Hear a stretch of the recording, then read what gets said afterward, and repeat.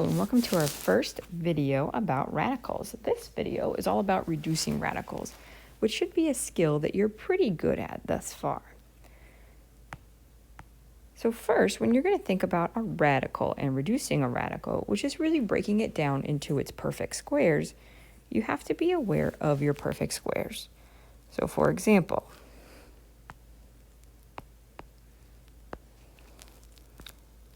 1 squared is 1, and 2 squared is 4, and 3 squared is 9, and so on and so forth.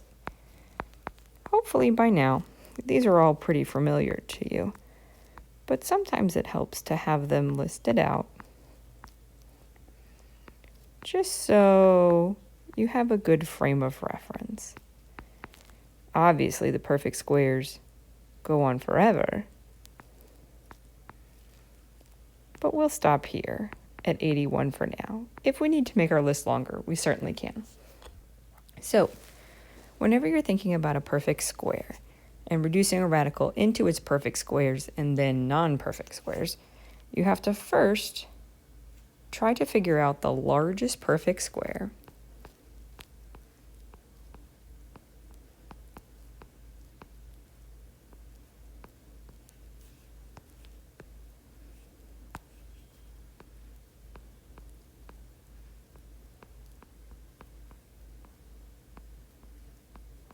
that your number is divisible by. So in this case, there's several numbers that multiply to give you 20, but the largest perfect square that multiplies to give you 20 is 4. 20 is 4 times 5. So then you square root each individual number,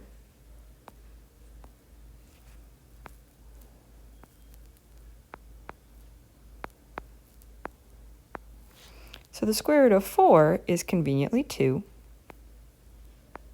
5 is not a perfect square, so the square root of 5 just stays underneath the radical. A lot of times this is fairly simple and straightforward when your numbers are small, but when your numbers start to get larger, that's when life gets a little bit more complicated. So you want to think about the number 150. Now, it might jump out at you that 150 is divisible by 10, but that's not helpful. 150 is divisible by the perfect square of 25. It is 25 times 6. So then you square root each individual number, and you have 5 root 6 for your answer.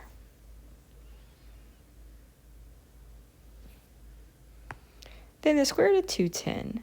So 210, again, it ends in a 0, so it's divisible by 10, but that's not very helpful. It's 21 times 10.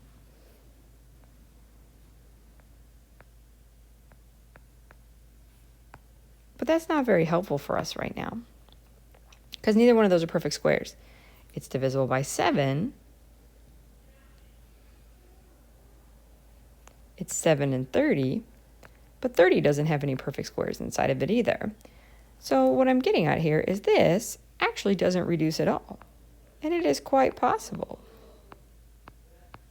that you are going to end up with radicals that do not reduce.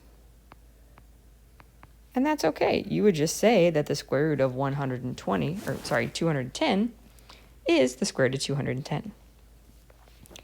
Now, when you're in a situation like this where you have a number being multiplied out front, the process is still the same. You need to focus on the radical first. So you might think about 120 and you want to think about the largest perfect square. You know it's divisible by 10 because it ends in a 0, but 10 is not a perfect square.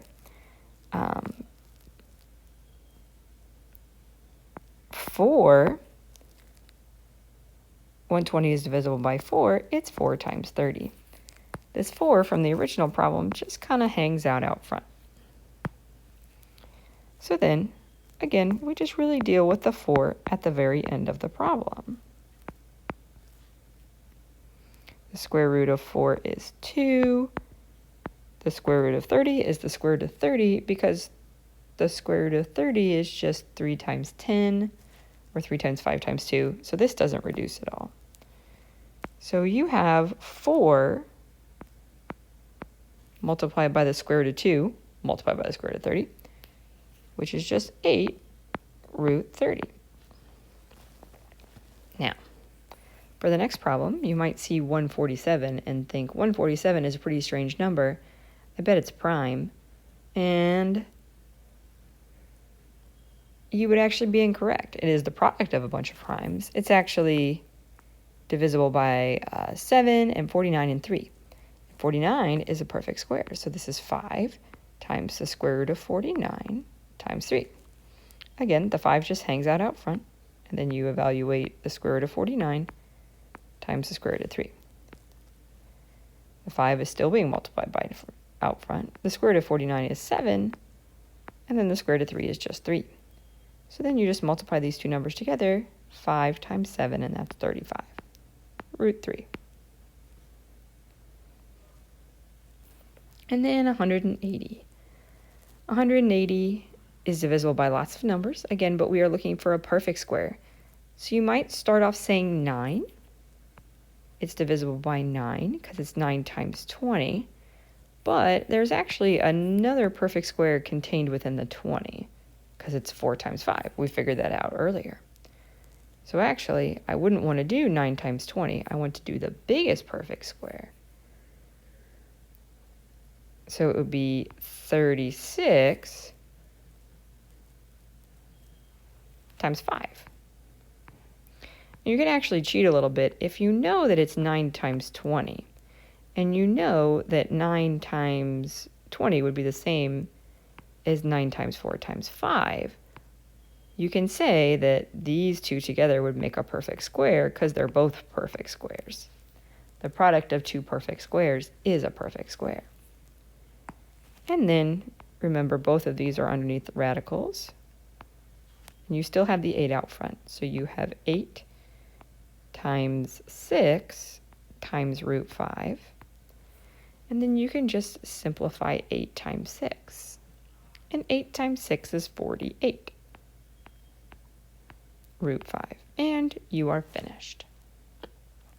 So take your knowledge here and apply it to your assignment.